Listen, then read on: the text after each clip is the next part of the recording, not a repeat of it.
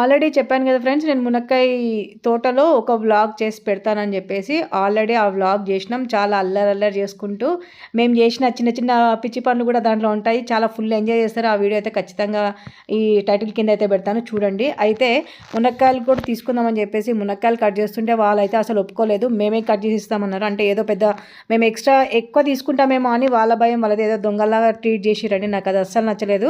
మొత్తానికి అయితే మేము 50 రూపాయలు మునక్కాయలు అయితే తీసుకున్నాం. దానికి 12 మునక్కాయలు అయితే కట్ చేసుకున్నాం అనమాట. 50 రూపాయలకి 12 మునక్కాయలు అంటే వర్తా కాదనేది కామెంట్ బాక్స్లో కామెంట్ చేయండి. తర్వాత మొత్తం అన్నీ కోసుకుపోయినా. మా ఇంట్లో అయితే ఎవరు ఎక్కువ మునక్కాయలు తినరు. సాంబార్కి మాత్రమే మా బాబు తింటాడు అనమాట.